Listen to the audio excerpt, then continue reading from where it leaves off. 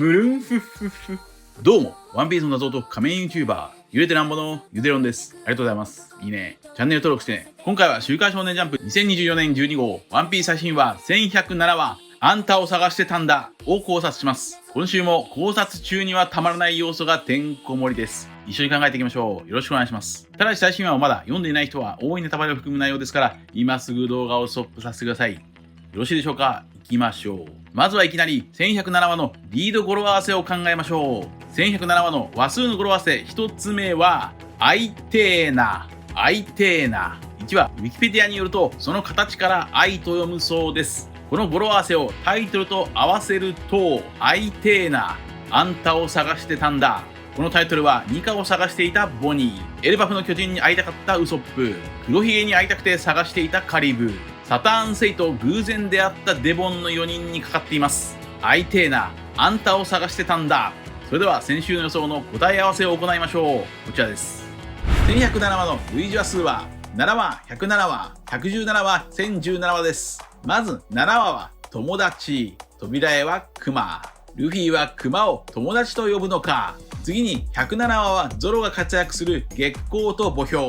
ならば1107話でもゾロとルッチの戦いか。次に117話はドリーとブロギー。ならば1107話でもドリーとブロギーが活躍しそう。次に1017話ではフーズフーからゴムゴムの実の話。ならば1107話でもニカの話が引き続き語られそう。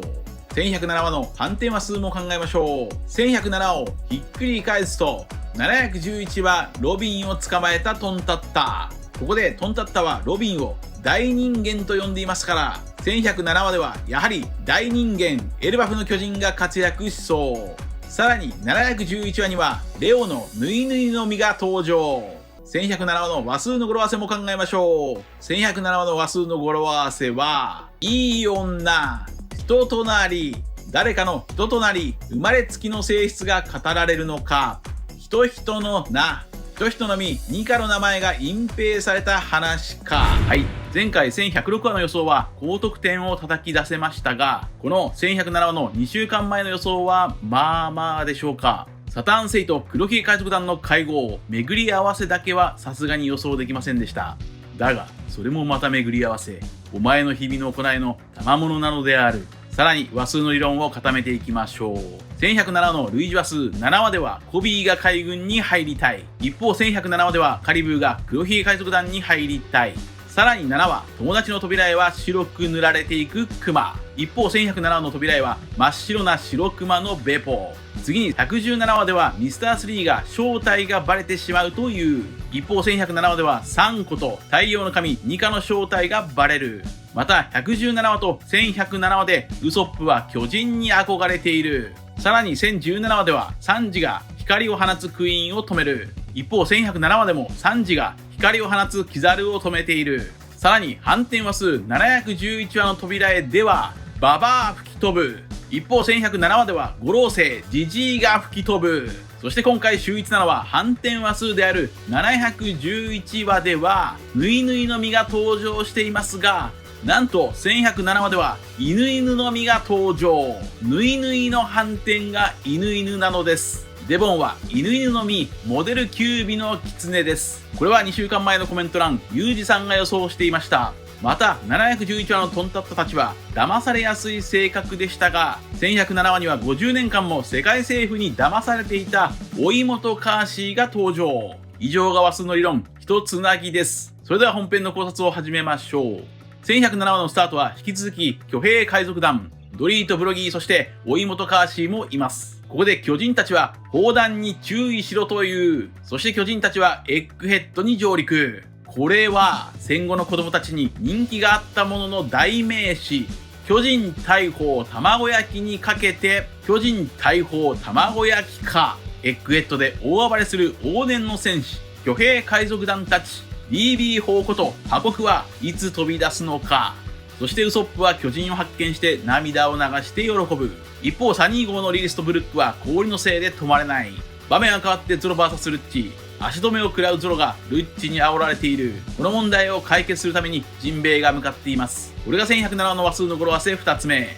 人取りなす。人取りなす。トリナスとは対立する2者の間に立って事態が好転するようにうまく取り計らうという意味です。ここでルッチは麦わらの一味を愚か者集団と呼びます。愚か者とはバカのことです。今回このバカは隠しキーワードかもしれません。バカについては最後に考えていきましょう。ルッチに煽られたゾロはまるでお前が戦闘時間をコントロールしているような言い草だな。という、このセリフは何かのヒントでしょうか。時間をコントロールしている。これはもしかすると、サターン星の再生能力とは、もしかすると、時間をコントロールしている。それならば、サターン星が何十年もの間老化せず、さらに魔法陣でワープしてきたことにも説明がつく。つまりサターン星は時空を操れるのか。そういった可能性もわずかに考えられます。場面は変わって海軍のレッドキング中将。この名前はそのままウルトラマンの人気怪獣、レッドキングがモチーフでしょう。これも戦後の子供たちに人気がありました。このレッドキングが陣形を指揮しています。これも語呂合わせ、人取りなす。事態が好転するようにうまく取り計らっています。場面は変わってルフィとボニー。ルフィはボニーになぜ泣いているのか尋ねると、ボニーはニカ子とルフィをずっと探していたという。しかしルフィはボニーとずっと一緒にいたという。これが1107話の話数の語呂合わせ3つ目。人隣。隣にいた人、ルフィこそが探していたニカだった。しかしルフィはニカの名前をまだ知らない。これが1107話の話数の語呂合わせ4つ目。人の名。ニカとは人の実、幻獣種の名前です。ルフィは自分の能力をまだゴムゴムの実だと思っている。ニカ？なんだそれ？ひらがなでニカと話していますが、類似話数の117話でもブロギーが巨人ニカ。ひらがなでニカつながり。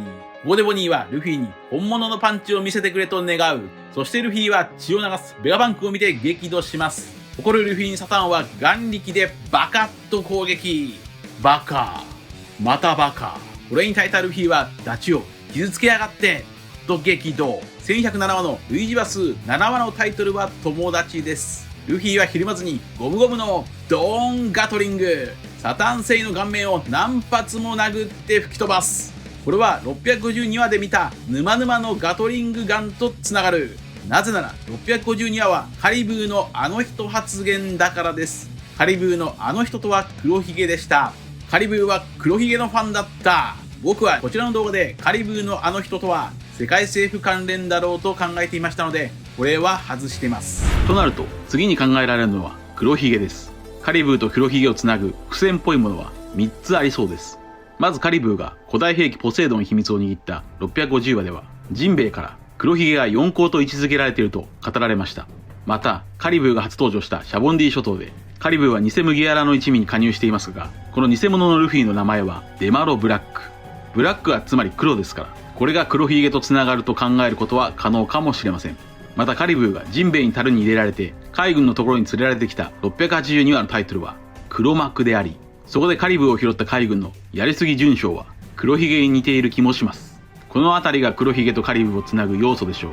カリブーが黒ひげにもしも古代兵器ポセイドンこと白星姫の情報を教えれば、黒ひげは白星姫を狙い、物語が古代兵器関連で動き出しそうではあります。しかしカリブーには実は黒ひげよりもつながりが強いものがあります。それは神です。カリブーは登場してから3度も神について語っています。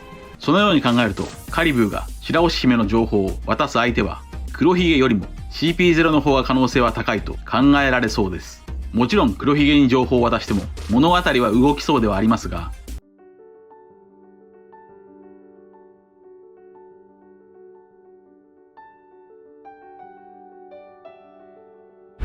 カリブーのあの人発言はバルトロメオのあの人発言と表裏一体でした。ルフィのファンがバルトロメオ、黒ひげのファンがカリブーです。そしてルフィのファンはもう一人います。それはバーソロミュー・クマ。クマもルフィの大ファンでした。バーソロミュー・クマのバーソロミューとはイタリア語ではバルトロメオです。この二人の名前の語源は宣教師バルトロマイ。つまり、クマとバルトロメオは二人ともルフィのファンつながり。キャラクターの名前の語源にも伏線が張られていた。一方、サターンがやられてキザルも黙っていない。キザルは光の矢、レーザービームでベアバンクとボニーを攻撃。しかし、その光の矢、レーザーをサンジが足でカット。物理学を無視する力に驚くキザルとフランキー。それはサンジ曰く、愛は光より強えんだ。これが1107話の話数の語呂合わせ5つ目。愛の力。愛の力。7は中国語でチーと読みますから、この1107話は愛の力回。サンジと熊の愛の力はこのように考えました。こちらです。最終章に見られる愛の力。この愛の力とは、魚人島の乙姫が古代兵器ポセイドンを語る際に話していた言葉です。ここから自我を失った熊がボニーを助けに来た動力、本能のかけらとは愛の力だろうと考えました。しかし愛の力は人それぞれで違います。サンジの愛の力とは惚れた女を助けることでした。ボニーを助けたい熊の愛の力とは親子愛でしょう。それではルフィにはどんな愛の力があるのでしょうか。それは隣人愛。汝の隣人を愛せよ。Love your neighbor。これは聖書の言葉。汝の隣人を愛せよとは、自分を愛するのと同じようにあなたの隣人も愛すべきだという意味です。愛の力とは、覇気も悪魔の実も全てを凌駕する最強の力だと考えました。そしてルフィの愛は隣人愛。愛の力人となり。とにかくサンジとクマは表裏一体でしょう。サンジとクマはどちらも改造人間ですが、サンジはジャッジに改造されましたが、心は残っていました。それは母親ソラの親子愛によってサンジは人間の心を残せました。ちなみにソラとはソーラー、太陽という意味でしょう。サンジは太陽の空から心をもらった。一方クマはベガバンクに改造されて心を失いましたが、愛の力、そのかけらが残っていて動いていました。またサンジの姉ピンク色のレイジは虫みたいな姿ですが、クマの娘ピンク色のボニーは虫が嫌い。そんなレイジはプリンに記憶を奪われましたが、ボニーはクマの記憶を手に入れています。そしてレイジは幼い鉄仮面のサンジを逃がしていましたが、クマは逆に幼いボニーのために鉄の体になって囚われました。さらにまだあります。サンジとクマの決定的なつながりはダジャレです。クマは特殊な種族バッカニア族、クマバッカニア。そしてサンジはカマバッカイヤ。クマバッカニアとカマバッカイヤ。そんなサンジはナミを助けるために愛の力で空を飛んできましたが、クマもハート型のカマバッカから愛の力で空を飛んできました。それはいわば愛の矢です。愛の矢、愛の矢、クマ。エッグヘッド編が始まった1060話でボニーが現れ、その1060話のカラー扉絵は愛の矢と真っ白なクマでした。話を本編に戻しましょう。レーザーを止められたキザルはこのままでは立つ瀬、つまり立場がない、メンツを保てないと言っていますが、サンジはそうした社畜のキザルを煽って始末書でも書いとけという。ルッチはゾロを煽り、サンジはキザルを煽る。このエッグヘッド編に見られる煽りとは英語でエッグには煽る、けしかけるという意味があります。場面は変わってルフィに飛ばされたサタン星。飛ばされた落ちた隣にはなんと黒ひげ海賊団がいた。人となり。さらにこれは1107話の話数の語呂合わせ6つ目。いいオチ、いいオチ。この語呂合わせは1ヶ月前コメント欄で予想されていました。あらあら、語呂星が落ちてるわ。サタン星は黒ひげ海賊団デボンと遭遇。ムルンフッフッフ。これが1107話の話数の語呂合わせ7つ目。いい女、いい女。デボンは色気ムンムンのいい女。そんなわけねえだろ。ここでデボンはサタン星の足をタッチすると任務完了。なんと黒ひげ海賊団の狙いはサタン星だった。これはヨークと五老星の電電虫を傍受したのか。とにかくデボンはこれでサタン星に変身できます。そんなデボンは黒ひげ、ティーチを特別だと言いますが、サタン星は血筋もなと返す。これが1107話の話数の語呂合わせ8つ目。遺伝の血、遺伝の血。このサタン星とデボンのやりとりは難しいです。まず黒ひげの体は異形ゆえに悪魔の実を2つ所有しています。これは血筋が特別だから異形なのか、それとも別の理由があるのか。サタン星のセリフ血筋もなとは血筋以外でも特別な存在だと読み解ける。つまりどちらでも取れるように仕掛けてある。とりあえず黒ひげの血筋についてはクマと同じ特別な種族だと考えました。こちらです。熊は特殊な種族だったと言います。しかし熊の見た目からは特殊な種族には見えません。となると熊の体の内部に秘密がある。それは黒ひげと同じ異形。熊は黒ひげと同じ種族。熊イコールベア、黒ひげイコールブラックベアード。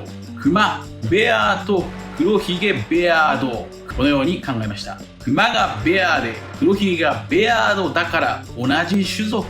これだけではいまいち納得感がないでしょう。そこで今回はこの2人の類似点をさらに考えてみます。類似点1、ベアクロー。黒ひげの昔の武器はベアクロー、熊の爪です。類似点2、蜂。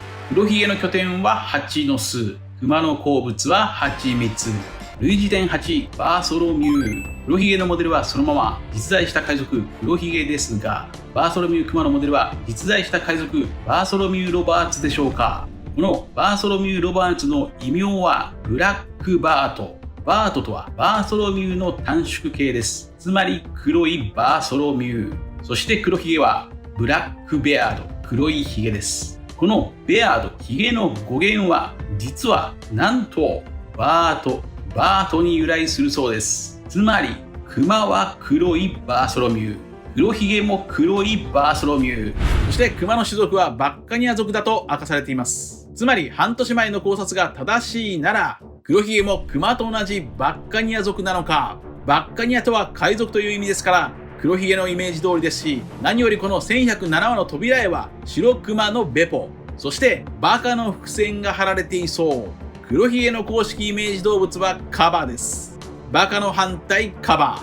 そして黒ひげは白ひげにバカと呼ばれていました。とんでもねえバカを残しちまった。とんでもねえバッカニア。さらに黒ひげが白ひげに攻撃された擬音もバカ。黒ひげもまた熊と同じバッカニア族なのか。つまり熊が自己犠牲のバッカニア族なら、黒ひげとは復讐のバッカニア族、反逆のバッカニア。黒ひげのモデルは実在したカリブの海賊黒ひげですが、その黒ひげの船の名前はクイーン・アンズ・リベンジ、アン女王の復讐号。復讐こそが黒ひげの原動力なのか。白いニカを求めていたバッカニアの熊と復讐という黒い野望を持つバッカニアの黒ひげ。黒ひげと熊は表裏一体か。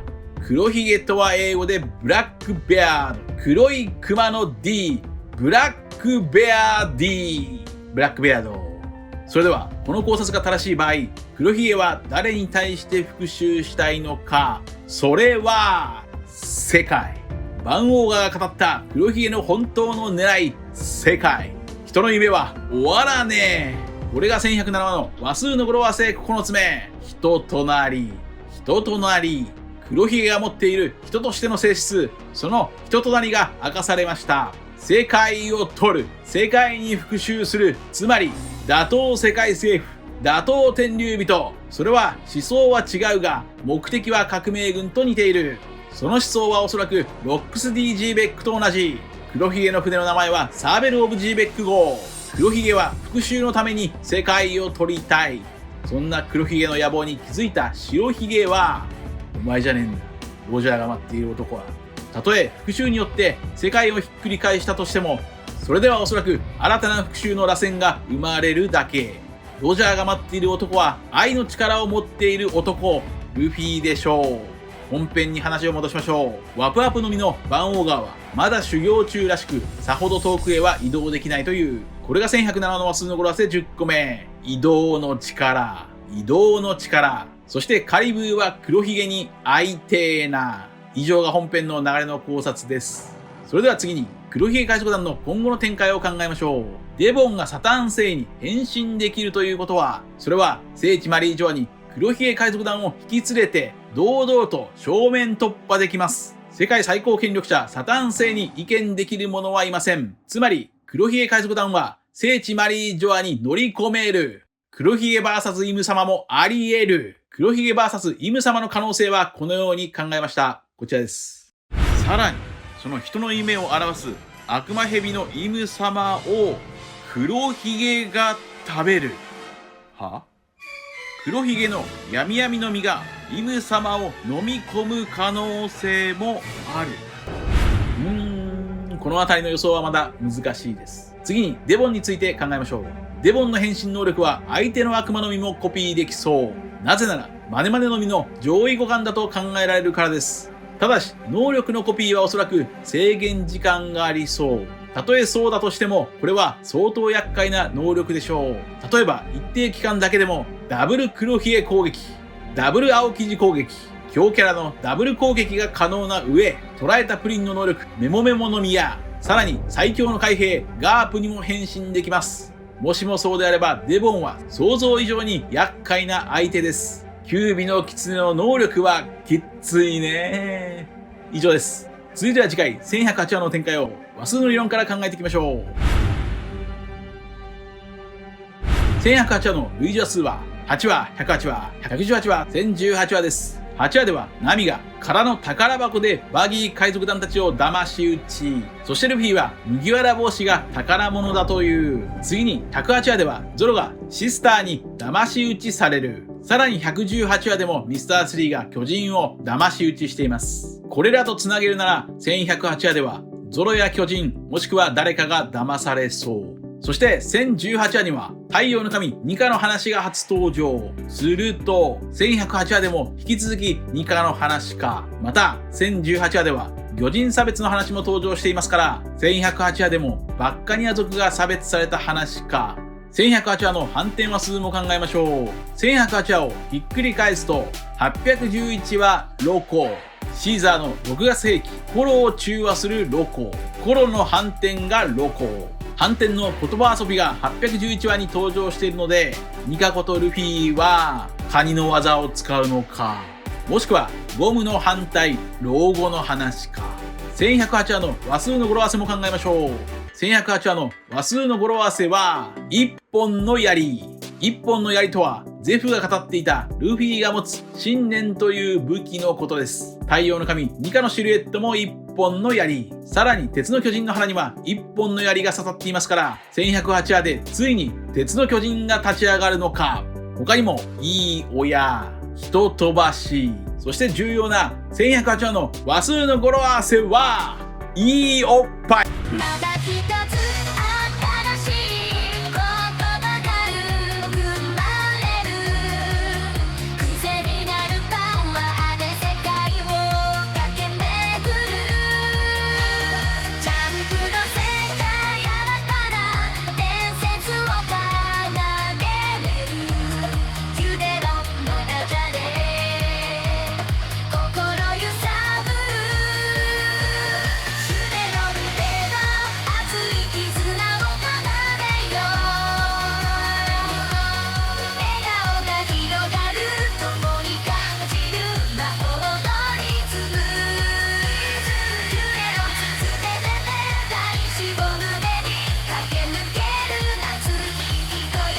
チャンネル登録やコメントよろしくお願いします。